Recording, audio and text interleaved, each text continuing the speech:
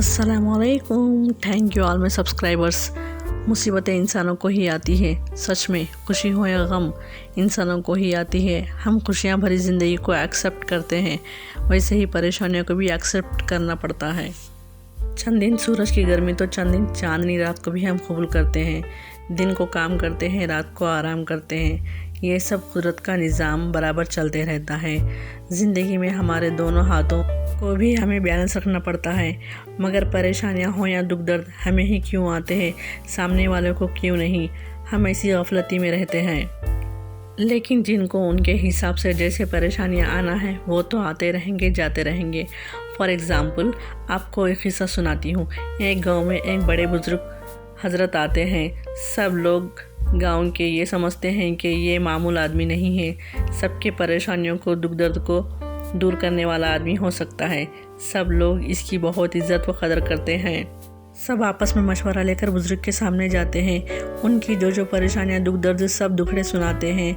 वो बड़े हजरत सबकी सुनते हैं। वो आखिर में कहते हैं कल सुबह पेन पेपर लेकर फिर यहाँ पर आए। वो लोग अपने अपने घर चले जाते हैं। दूसरे दिन सुबह 10 बजे पेन पेपर लेकर सब लोग हाजिर होते हैं। अब वो बुजुर्ग बोलते हैं जो पेपर लाए हैं वो खुद की प्रॉब्लम्स को उस पेपर पर लिखें। वो लिखने में मशगूल हो जाते हैं। इसके बाद वो बुजुर्ग वहाँ पर बड़ा सा कांच का बोल रख देते हैं।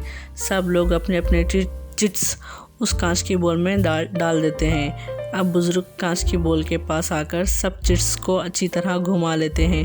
अब उसमें एक चिट्ठी निकाल कर वहाँ खड़े हर एक आदमी को दे देते हैं। अब इस चिट्ठी को खोलकर पढ़ लीजिए। आपकी प्रॉब्लम की चिट्ठी दूसरों को आ गई, दूसरों के प्रॉब्लम्स की आपको। सब खोलकर पढ़ने लगते हैं। इसमें एक आदमी मेरी आँख नहीं है ऐसा लिखा था, तो उस आदमी को मेरे 2 आँख नहीं हैं वो चिट्ठी आ जाती है। दूसरे को जिसे सिर्फ बाप नहीं था उस आदमी को मुझे तो माँ बाप दोनों भी नहीं हैं ऐसी चिट्ठी आ जाती है। तीसरे को जिसे छोटा घर था उसको तो असल में मुझे घर भी नहीं है ऐसे आदमी की चिट्ठी आ जाती है। खुद के मुसीबतों की नहीं, दूसरों के जिन्हें बहुत ज़्यादा परेशानियां हैं उनकी चिट्ठी आ जाती है। तब वो ज़्यादा प्रॉब्लम वाली चिट्ठी को पढ़ते हैं तो उनके होश ठिकाने लग जाते हैं। उनको जब उनके परेशानियां खुद छोटे लगने लगते हैं, सामने वाले की बहुत बड़ी और बर्दाश्त ना करने वाली परेशानी दिखती है। सब लोग बुजुर्ग से बोलते हैं हमारे परेशानी हमको बराबर है, ये दूसरों की हम बर्दाश्त नहीं कर सकते, ये तो बहुत बड़ी है, हमें ये नहीं चाहिए।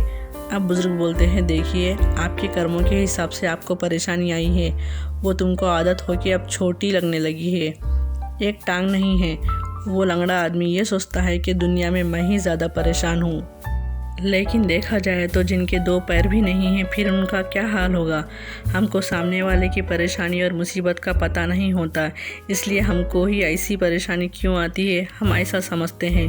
हमारे जब अच्छे दिन आते हैं तो हमको ही खुशियाँ क्यों आती है तब हम ऐसा सोचते तक नहीं, मगर मुसीबतें आती है तो हम सोचने में परेशान रहते हैं।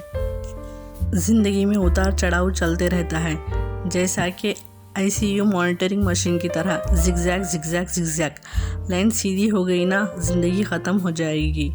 कितनी भी बड़ी मुसीबत आ जाए तो उसको राई के दाने के बराबर समझो, उसके सामने खुद बड़े बन जाओ, वरना वो पहाड़ लगने लगी। चलिए आते हैं टिप की तरफ। अगर बच्चों का जहन तेज़ करना हो तो 21 दिन तक मिट्टी के बर्तन पर बादाम को घिस कर नहर मुँह ज़बान पर रगड़ें। कमेंट में बताएं कि ये वीडियो कैसी लगी। लाइक के बटन को हिट कीजिए, शेयर एंड सब्सक्राइब। अल्लाह हाफिज़।